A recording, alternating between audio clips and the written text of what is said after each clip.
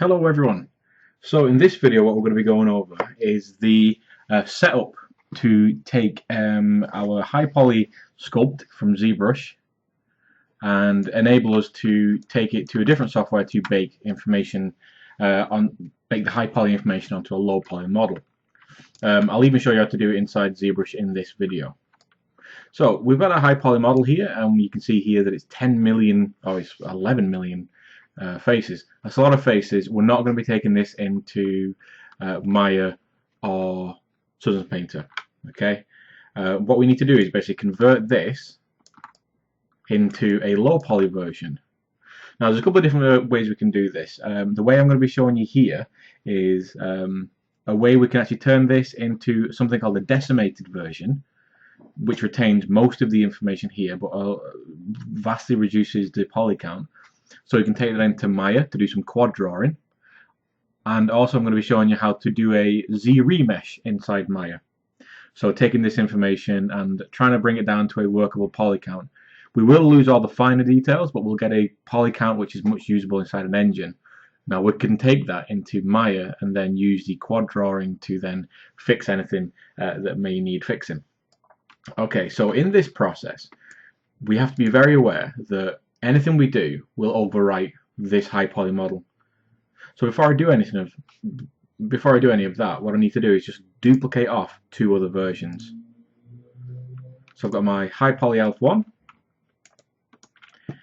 and then I've got my second one, which I'm going to name Decim. Oh, pardon me. Decim. It's my decimated version, and then I'm going to name this one Low, my low poly version. Okay, so I'm just going to create my decimated version first. Now this is super easy to do. If I go up to the very top where it says Z plugin, I am in a later version of ZBrush here, but this is exactly the same with the ZBrush that you're working with as well. So I'll go to Z plugin and I'll go down to Decimation Master, and I want to pre-process current. Now what's going to happen is it's going to look over the model and it's going to start to break down the information into areas of flat area where there's not a whole lot of information, and areas of lots of information. So around, say, the lips, the cheeks, the eyes, and the nose, we're going to have a lot of information retained. Places like the back of the head, around the back of the shoulders, maybe the front of the chest, we're not going to have as much information. So it will then decide to put big triangles in areas of less information and smaller triangles in areas of greater information to help retain as much as it can. Cool. So dead easy to do. Z plugin, decimate current. Now this may take a while depending on the size of your object and the size of your poly count. So what I'm going to do is just pause the video, let it do its thing, and then come back. So now that we've got our model pre-processed, we can then come down to the stage 3. Oh, we can ignore stage 1, come down to stage 3. So here I can actually decide how much of the geometry is left behind. So where it says 20% of deformation, I can decide if I want 1%, 10%, 50%, something like that. I can also try and get a rough estimate of how many is left behind through these two little sliders underneath. So how many polys, and how many thousand polys, how many thousand points. So in this, I'm just going to put in, we've got 10 million here. So 20% of 10 million is still going to be quite a large number. So I'm actually going to come down and say, what happens if I get 5%? So that's telling me it's going to be 500,000. So again, this is a lot of polygons left behind. So 218. Okay, that's getting about the right number. Okay, so I'm going to go 0.5. So the higher your poly count of your main sculpt, the smaller this percentage is going to be, because this is the percentage of what's left behind. So I'm going to give it a try. I'm going to say, right, 0.5, that's going to give me roughly 100,000 polygons and 50,000 points. I'm going to say decimate current, and then it's going to do its thing, and this might be quick, this might be slow, depending on what you're doing. Again, I'm going to pause the video, decimate current, and then come back when it's done, because this might take a while.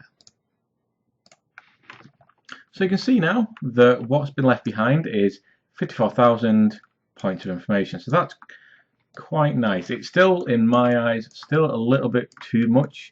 I want to take as much information off Maya as possible, and the only thing we're going to be using this for is to use it as like a tracing guide. So any information like the information in the cheeks here with this asymmetrical information with these little brandings, I'm not bothered about. The scar on the lip, I'm not bothered about. I don't want to go so low that I'm actually losing proper information, real information, because we might start getting defects within the eyes. But what I want to do is start bringing the amount of stress off Maya, because Maya unfortunately doesn't quite like doing lots of retopologizing or quad drawing. It can get quite sluggish at times, but I do have a little trick for that to help take any stress off. So what I'm going to do is I'm going to mess around and just bring the number down even further. I'm going to come back after that. So you can see here I've got my active points down to 20,000, so that's much better. I've got a lot of the information still left behind. You can see how powerful this is. It's still leaving those brandings behind, but you can see they're a little bit more low poly. It's clearly starting to see all the faceting edges of the face, but everything is still there. And 20k, that's perfectly fine for me. I can take that into Maya. So that's my decimated version. I'm going to be taking that into Maya, like I said, to use as a guide to draw on when I'm doing my quad drawing. The next one is to get my low poly, well, what I'm calling my low poly, and do a Z remesh over the top of it to see if I can bring that poly count back down to something that's a little bit more manageable. Now, the reason I'm not just going straight into Maya and retopologizing this is that I might be able to get quite a lot of my retopology done in the more simpler areas done inside ZBrush. I might not have to go into Maya and completely redo everything. If I can get most of it done inside ZBrush and then only do the key areas or the areas it's not kind of doing quite well in Maya, then I'm going to be well happy. So dead easy to do. Make sure that I've only got selected my sculpt that I want to do my low poly on. Again, remember that if I want to do these decimations and I want to do these Z remeshes, I've got to make sure that I'm duplicating off the asset that I want to do that on. It will override the subtool. So I'll make sure that I've got this duplicated asset, this duplicated subtool, come down to geometry, come down to Z remesh, and right here, there we go. So again, this is going to take a little bit of time, and all I'm going to do at first is just click Z remesh and just see what the default settings give me. Now this actually might take a lot of time, might be quite quick, we'll see. So there we go. With the default settings we can get this, which is okay. It's looking okay. It's a little bit too high poly. We're still 12,000, which is quite near to our decimated version. I think I could bring that number down even further. Now what I'm looking for as well is density. Now obviously, depending on what asset you're working with, your density might be, your poly count might be completely different. If you're doing a very large creature, you've got a lot more detail in there. But if you're doing a smaller creature or a smaller character, you might not have much detail. However, if they're existing within the same space, their density must be closer. So they must have on their faces the same kind of size polygons. They must have the same relative information. So what I'm going to do is just bring that high poly back again, and I'm going to change some of these settings. So the one I'm going to change is the target polygon count here. Now it's set to 5. Now I reckon if I set that down to 1, I might get a much nicer low poly version, because I'm basically taking a fifth of what it gave me then, and it's going to try and create a polygon. It's going to try and create a poly shape from that. Okay, so again, I'm going to pause the video and come back. So setting that down to 1 has given me a much nicer distribution of faces. I'm now down to 3.5k, which is brilliant. It means my poly count's going to be really low. And you can see the majority of this is actually working really well. It's done quite a good job of the ears, done a very good job of the neck and the back. There's a few little issues like this little spiky bit there, but that's not a problem. There's no pyramids in the fin or diamonds in the center of the body, which is amazing. Although there is one there in the mouth there. You can see that just underneath the lip we've got this diamond, which means that we don't have that nice edge going through the middle of our object. But what you can see is it's absolutely not producing our face correctly. It's tried. It's certainly tried. It's actually done it's not done a bad job on the nose actually. but it's not great. I could do better than this. So what I'm going to do is I'm going to keep this. I'm actually going to keep this whole sort of layout here, and I'm going to take this into Maya, and I'm going to retopologize this. But all I'm going to do is just take away the face area, or I'm going to change the bits that aren't working. So I might adjust the ears a little bit, or I'm going to rebuild the entire face all over again, because most of my topologies been done quite nicely, and I should be able to go in there and make any adjustments I need to later on. Of course, this isn't the be all and end all. This isn't the only way we can create stuff like this. If you really want to control your edge flow, I would heavily advise retopologizing quad drawing inside Maya or 3D Coat if you're familiar with that process. But for this, because I'm only going to do in the head, and I'm more concerned about just getting the facial features right than the whole thing. I'm going to take this and I'm going to cut off the face, and I'm going to reproduce the face in Maya. So now I have my decimated version, which I can take into Maya and use as my quad drawing template. I've got my low poly, which I'm going to use as the beginning part of my quad draw, so I don't have to do so much. And when I do my baking in, say, Substance Painter or something like that, I've now got this. I've still got my high poly version to do that with. Cool. So that's the retopology inside Zbrush side of things. Now, there's one thing I want to kind of cover while we're still in here, while we're still in Zbrush, and that's actually baking maps out inside Zbrush, which we're able to do. Now, I have to say that one process might not work. One software might not work, but it means the other softwares might. So if I have an issue with baking inside of Zbrush, I'll go try it in Maya, I'll go try it in Substance Painter, see what those give me. But I do have the ability to do stuff inside Zbrush. So what I'm going to do is I'm going to bring in a pre-made low poly head, which has had all the topology correctly produced for it. I'm going to see if I can pull off a normal map, as well as an ambient occlusion map and a cavity map for this object. The ambient occlusion obviously being where all the shadows are on the face, and the curvature of the cavity map basically is where all the bends and the curves are on the face, which I can then take into Substance Painter or into Photoshop and produce maps with. Okay, cool.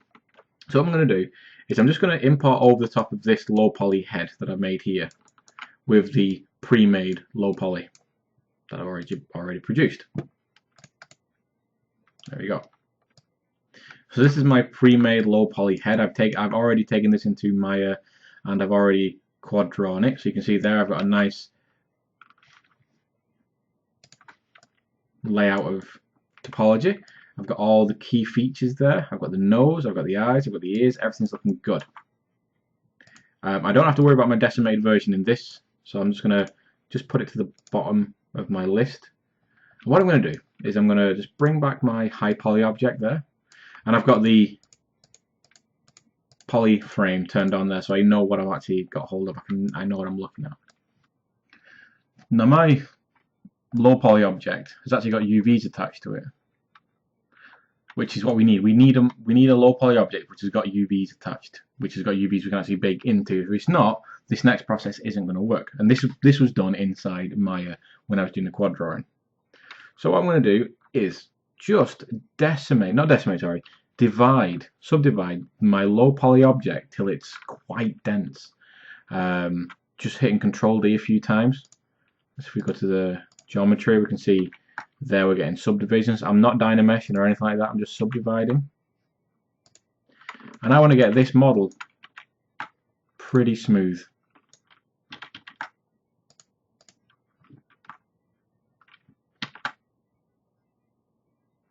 So my low poly model is now, I'll probably take it back one. Okay, I'll stick it at 3 million. So my low poly model now is at 3 million polygons, 3 million points. If I subdivide this one more time, I'm going up to like 13 million, which is pretty much the same level as my original.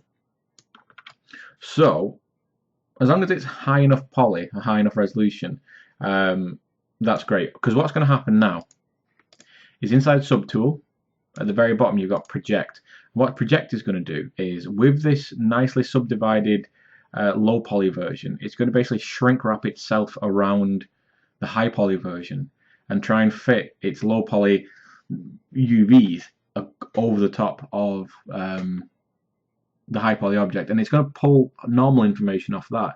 It's also going to pull height information, well, not height information, but information that we can use inside a curvature map, displacement map, and an ambient occlusion map. So what I'm going to do is, again, I'm not going to change any of the settings. I'm just going to click project all, wait for it to basically change from this, where we can see these clear chunks of orange, and then it's going to look like it's got a skin condition. It's going to look like it's all kind of grainy. That's when we know it's finished. So I'm going to click project all, pause the video, and then come back when it's done.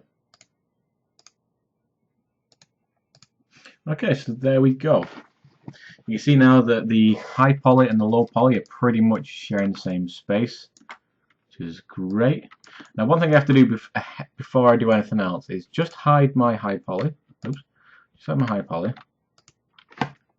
And just have a look over my low poly. Now, I've got problems inside the back of the eye. Now, I'm not bothered about this back here because this is just going to be hidden anyway by eyes. What I'm looking for is the same sort of thing where it looks like the projection hasn't taken. So this area back here wasn't actually able to be, shrink wrapped around the low poly object, the high poly object. What I'm doing is looking for the same things. You see, I've got something behind the ear there. So what I can do is just smooth that back. Just smooth that back. There we go. Any small ones like these, all you need to do is just do a little bit of a smooth. If it's in the middle of someone's face, I would try and adjust your low poly so the low poly is closer to the surface of the high poly, and then reproject. Or just just smooth off the high poly, smooth off the low poly a little bit, and then reproject. Don't be affecting your high poly. Okay. So with that done, you can see that that's indistinguishable from our high poly, but this contains all the edge flow from our low poly. And also, if I go to my geometry, I've also got the slides here. So I can go all the way back to my lowest poly. I can go all the way up to my highest poly, which is what I want. Because now at this point, I can do my first way of taking out a normal map. So now, if I come down to the very bottom of this right menu, I've got a normal map here, and all I can do is click create normal map, but I want to flip the green channel. I've always been told to do this. I've never really understood why. I know it's something to do with the spectrum of the normal maps. There's colours on the spectrum of the normal map, and if the green channel is inverted, you kind of get a bit of a weirder projection. You get a weirder normal map. So, moving my geometry slider back down to subdivision level 1, and then normal map, create normal map, as long as flip G is turned on as well. And what's going to happen is it's basically going to create a normal map from all the subdivision levels above this one. So you can see there, I've got this, which is looking good. There doesn't appear to be any artifacts or any issues. I know in class we were seeing some issues with the maps that it was creating, but this appears to be a nice looking normal map that carries all the information, which is good. So if I actually want to take this out of Zbrush, all I've got to do now is click clone NM or clone normal map. That's going to send it over to my texture palette over here. That I can then just open up, export, and then save that out as a PSD. Like that. And now I can open that up in Photoshop.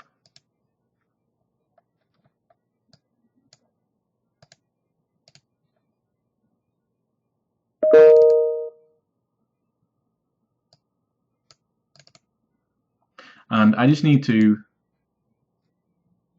there we go. I need to flip this vertically. For some reason, Zbrush likes to put out its textures upside down. So I just need to actually invert that vertically. But you can see there, it's looking pretty good. We've got a lot of nice normal map information there. You can see clearly we're getting information within the cheeks and the eyes, the eyebrows, a lot of strong information. So I can now take that into Maya and see if it works. Now another way I can do this is by doing the exact same thing I've just done. So making my subdivision levels projecting them so they're fitting my high poly object. That's all identical, that's all exactly the same. Except this time what I'm going to do is come up to Z plugin and go to Multimap Exporter, which is here. And I can choose what maps I'm going to be taking out. So I can choose to take out a displacement, I'm going to choose to take out a normal, an ambient occlusion, and a cavity. So what I'm hoping the displacement is going to do is allow me to, it's basically going to create a kind of normal, a kind of bump map for me, because a displacement map is a black and white map. I'm going to take out my normal map and my ambient occlusion and my cavity. Now I've also got choices of how big I want these maps to be. I can just go create all maps, but what I want to do is just check a couple of the settings inside, say normal map. I want to smooth the UVs. I just want to map, so I want the tangent, I want the smooth UVs, and I want the smooth normals selected. So do that. Tangent space, smooth normals, flip G, tangent. Everything's looking good. I've got my, just up my intensity of my ambient occlusion a little bit. I do like my ambient occlusion a lot. Cavity map, that's good for me. Displacement map, that's looking good for me. Cool, and with all that done, I'm going to click create all maps. It's going to pump out a few maps, and then we'll see how successful that is. Because again, this might be totally successful, it might not be successful at all. So it's just asking me where to put the images, so I'm going to say put them here, and then it's going to start putting them out. You can see it kind of flash up every now and then. So there you go, it's just doing the ambient occlusion process now, lagging the system a little bit.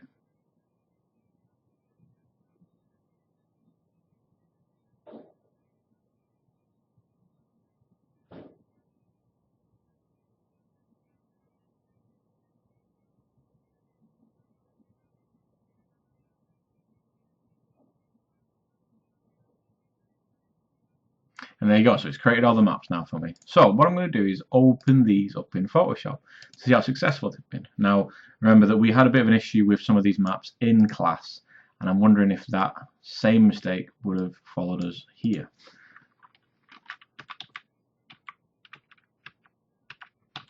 So that's one we did in class. This one we've just done here. So that's a really nice intense ambient occlusion map. So here is a curvature map, and I believe it looks like we've still got the same issue appearing of the UVs. I'm not sure why the UVs are doing that. See the normal map. Again, the normal map isn't creating the correct mapping type for us. So here, the normal maps aren't been successful inside Zbrush. But we have got a successful ambient occlusion map.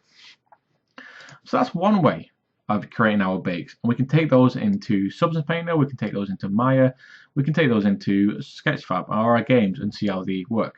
We can also try and fix some of those issues with the curvature map. The normal map that was created with the Z plugin Multimap Exporter wasn't successful. But the map we made using the standard old-fashioned normal map generator on the right here was successful. So there, we've got some working, some not working. I can then go try it out in Maya, I can then go try it out in Substance Painter to see what works. And that's basically it.